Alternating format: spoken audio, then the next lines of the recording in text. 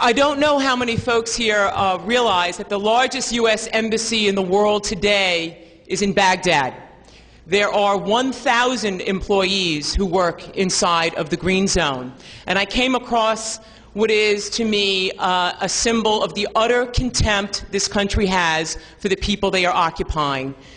Do people know how many people inside of the Green Zone, of this 1,000 people, speak Arabic?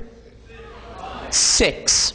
6 people speak the language of the country that we are now, or our government is now at war with and occupying. It is an utter disgusting statement about what they think of the Iraqi people. We are so happy that tonight we have a representative, an Iraqi anti-war activist, a woman whose family is living in the middle of the hell that our government has created of that country.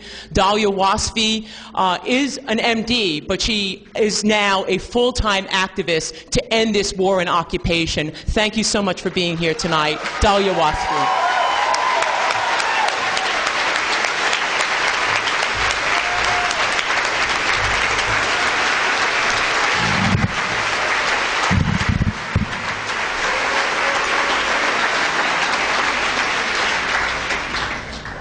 I'm really embarrassed because I also don't speak Arabic, but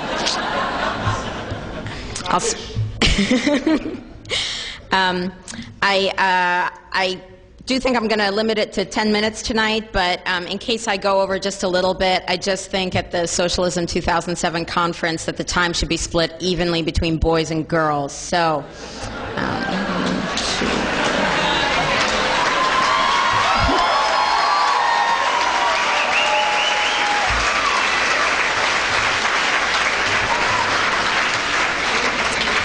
I'm making friends fast. Okay.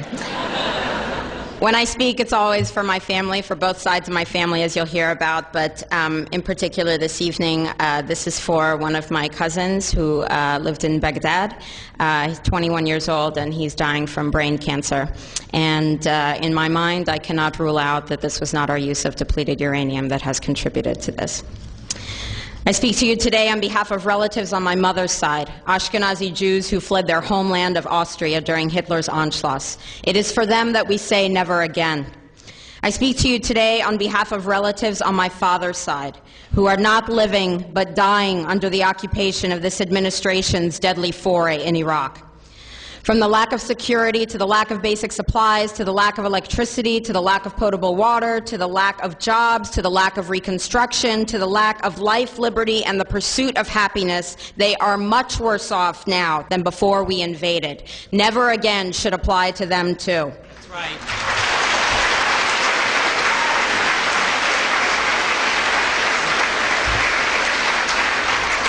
Picture this in your mind. A humanitarian worker in Baghdad is quoted as recalling the scene after a bomb blast. I saw a 4-year-old boy sitting beside his mother's body, which had been decapitated by the explosion. He was talking to her, asking her what had happened. There is no respite for Iraqis from the suffering inflicted by American weaponry and American racism. During the first Gulf War, destruction of Iraq's electrical grids incapacitated the medical system, what had been a first-class range of facilities known as the jewel of the Arab world. After January 1991, primary health care and preventative services ceased to exist, and with economic sanctions, there were critical shortages of food and life-saving drugs and equipment. Cholera became endemic in Iraq.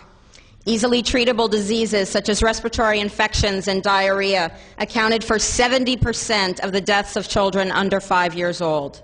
This calamity was the tragic state of Iraqi society when the illegal shock and awe invasion came, and with it a vastly increased number of patients.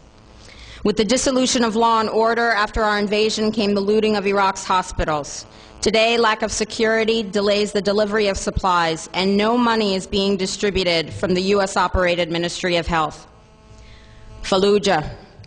God help us for what we have done to the people of Fallujah. On March 31st, 2004, 4 American civilians lost their lives in Fallujah.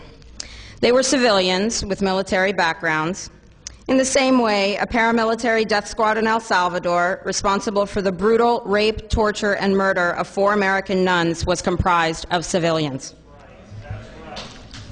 Though they had GPS systems from Blackwater, those systems were not working that day, and they became disoriented.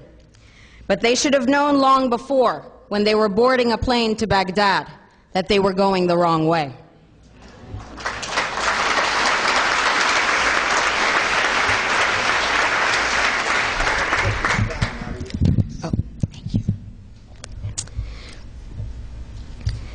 Perhaps they nobly signed a contract with Blackwater to achieve financial security for their loved ones. But there is a word in the English language to describe an individual who sells out his body, his principles, his soul for monetary reward. That's a congressman.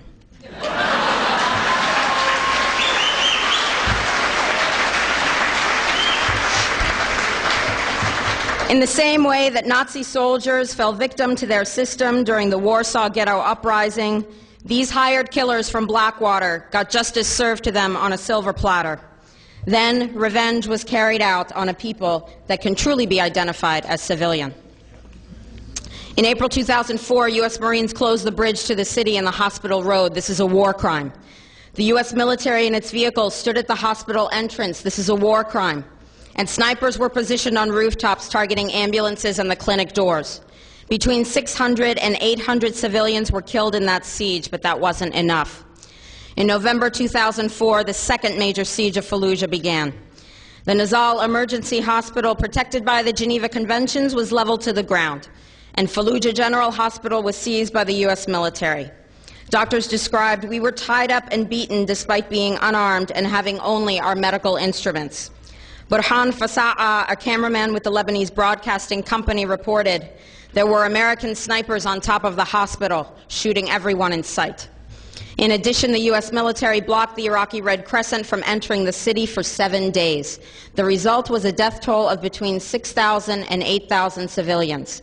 This means that the Iraqi death toll in November 2004 alone surpassed the invaders' death toll for all of Operation Enduring Freedom thus far. As we sit here tonight, death, destruction, and war crimes continue in this battered city. As of October 2006, due to the desperate conditions in Iraq of no security, high crime, and targeted assassinations, it is estimated that 18,000 of Iraq's 34,000 physicians have fled the country. 2,000 doctors and 164 nurses have been murdered, and another 250 kidnapped for high-priced ransoms. 68% of Iraqis lack access to safe drinking water. 81% are without proper sewerage. And the segments of the population who suffer the most whenever there is no law and order are women and children. Women have all but disappeared from their roles in the workforce. Once contributors to Iraqi society as teachers, judges, lawyers, doctors, engineers, traffic police, and more, the threat of violence and kidnapping now imprisons many women in their homes. But even there, they are not safe from the terrorism of daily house raids by American soldiers and their subordinate Iraqi police. For the children of these women, during the first 3.5 years of occupation, 270,000 newborns received no immunizations. 800,000 Iraqi children are not in school due to the chaos, lack of security, and severe poverty.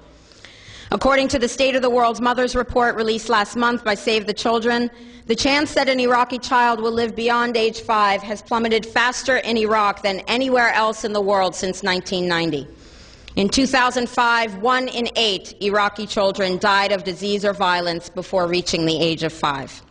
Operation Enduring Freedom would more appropriately be named Operation Dead Children for everyone involved. As millions of Iraqis suffer and hundreds continue to die every day, it does not matter if you call it civil war, sectarian strife, or democracy. It is by design an American killing field, a smokescreen for stealing oil. Right.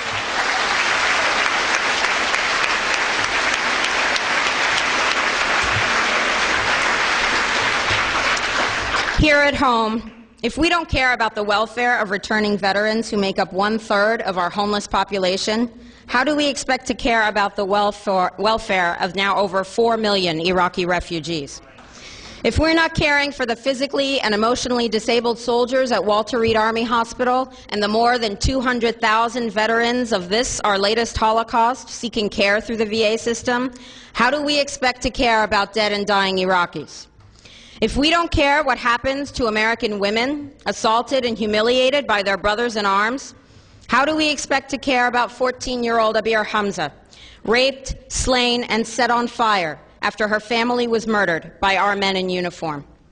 We have an obligation to every last victim of this illegal aggression because all of this carnage has been done in our name.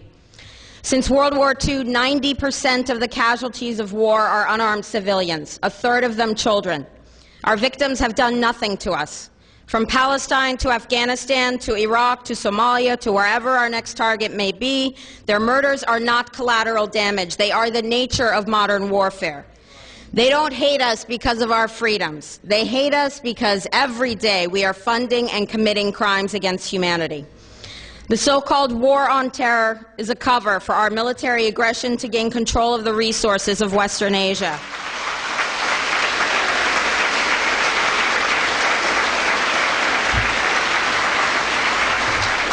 This is sending the poor of this country to kill the poor of those Muslim countries. This is trading blood for oil. This is genocide. And to most of the world, we are the terrorists.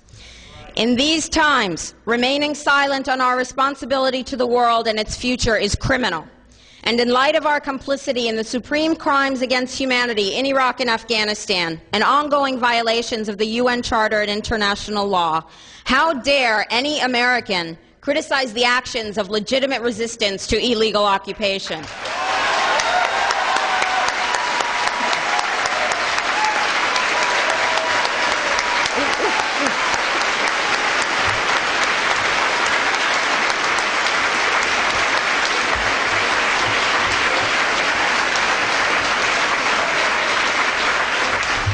That's really lovely. Thank you so much. How dare we condemn anyone else's violence? Our so-called enemies in Afghanistan, Iraq, Palestine, our other colonies around the world, and our inner cities here at home are struggling against the oppressive hand of empire, demanding respect for their humanity. They are labeled insurgents or terrorists for resisting rape and pillage by the white establishment, but they are our brothers and sisters in the struggle for justice. The civilians at the other end of our weapons don't have a choice. But American soldiers have choices. And while there may have been some doubt 5 years ago, today we know the truth. Our soldiers don't sacrifice for duty, honor, country. They sacrifice for Kellogg, Brown, and Root. They don't fight for America. They fight for their lives and their buddies beside them because we put them in a war zone. They're not defending our freedoms. They're laying the foundation for 14 permanent military bases to defend the freedoms of ExxonMobil and British Petroleum. Right.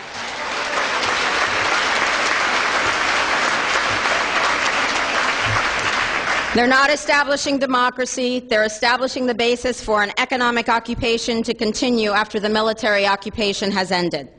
Iraqi society today, thanks to American help, is defined by house raids, death squads, checkpoints, detentions, curfews, blood in the streets, and constant violence. We must dare to speak out in support of the Iraqi people who resist and endure the horrific existence we brought upon them through our bloodthirsty imperial crusade. We must dare to speak out in support of those American war resistors, the real military heroes who uphold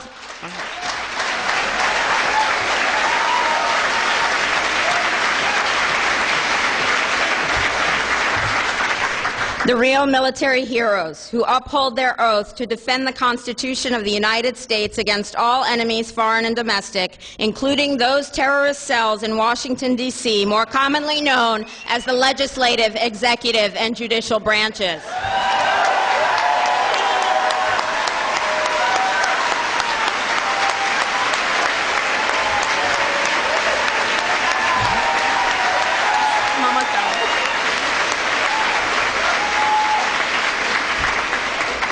I close with a quote from Frederick Douglass, but if you want more information, please visit my website at liberatethis.com. Frederick Douglass said, "Those who profess to favor freedom and yet depreciate agitation are people who want crops without plowing the ground. They want rain without thunder and lightning. They want the ocean without the roar of its many waters. The struggle may be a moral one, or it may be a physical one, or it may be both, but it must be a struggle. Power concedes nothing without a demand. It never has, and it never will. Okay. Oh. Every one of us must keep demanding, keep fighting, keep thundering, keep plowing, keep speaking, keep struggling until justice is served. No justice, no peace. Thank you very much.